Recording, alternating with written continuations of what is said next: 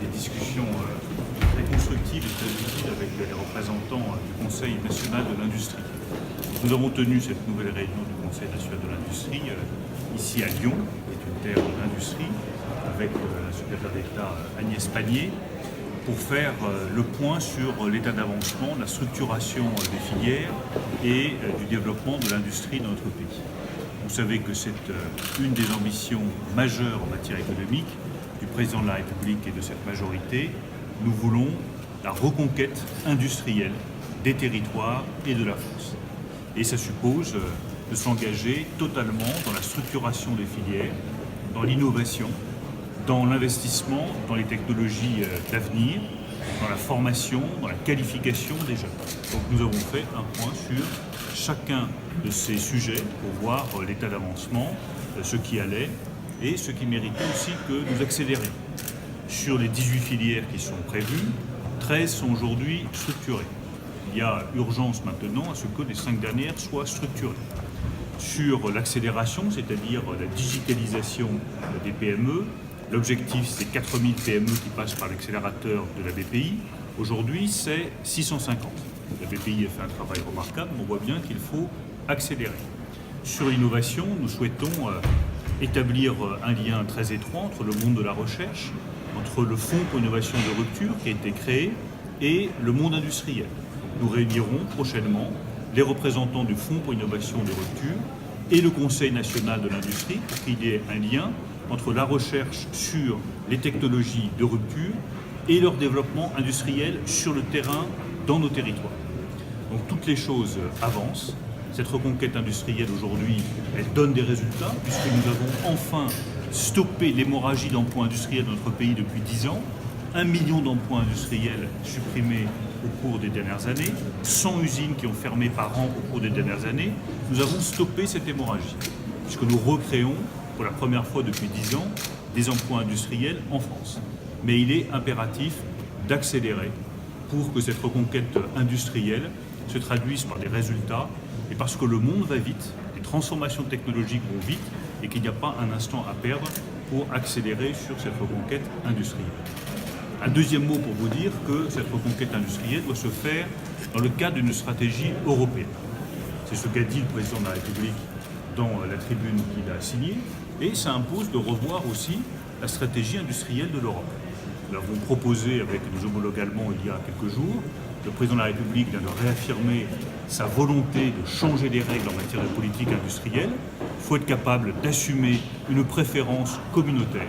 Lorsque des produits industriels sont réalisés en Europe, en France, en Allemagne, en Italie ou en Espagne, il est sage de leur préférer d'autres produits qui sont réalisés ailleurs. Il faut changer les règles de la concurrence pour favoriser l'émergence de champions industriels.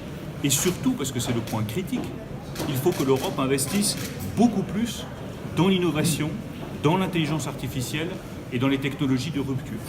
Car c'est ce qui fera la différence entre les nations vaincues et les nations vainqueurs. Entre celles qui réussiront au XXIe siècle et celles qui seront dominées au XXIe siècle. Nous voulons une France qui appartienne au camp des vainqueurs au XXIe siècle et nous voulons une Europe qui, entre la Chine et les États-Unis, affirme son indépendance industrielle et sa souveraineté industrielle. Un dernier mot pour vous dire que construire l'industrie du futur, ça ne se fera pas sur les ruines de l'industrie du passé. Et que nous continuerons, avec Agnès Pannier, à nous battre tous les jours pour chaque emploi industriel. J'entends les critiques de ceux qui disent ils ont été battus, ils n'ont pas obtenu tel résultat. Peu importe les critiques. Les ouvriers français doivent savoir qu'ils peuvent compter sur l'engagement total du ministre de l'économie et des finances et de sa secrétaire d'État pour sauver les sites industriels, pour défendre l'emploi et pour être en soutien de chaque ouvrier. Je ne crois pas à une politique qui dirait « il n'y a rien à faire, laissez tomber, qu'ils se débrouillent, on construit l'industrie 4.0 ».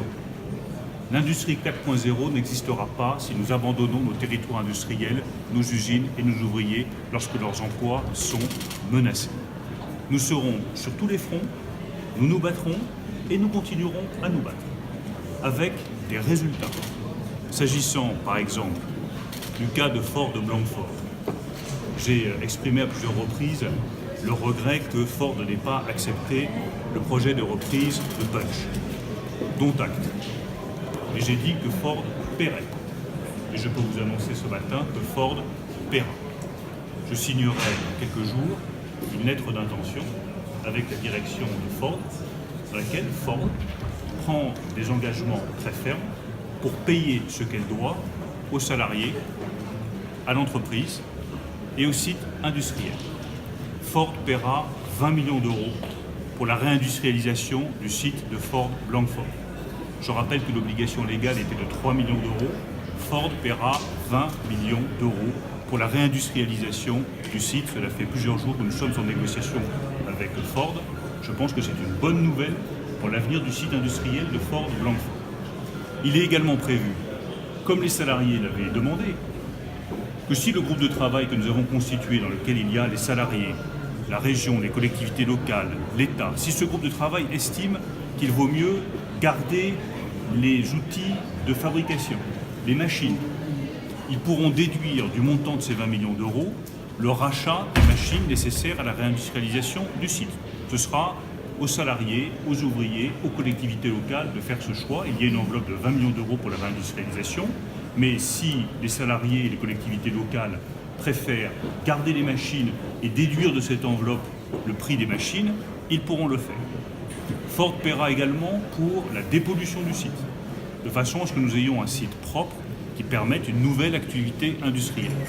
Enfin, Ford paiera un plan social de 165 millions d'euros.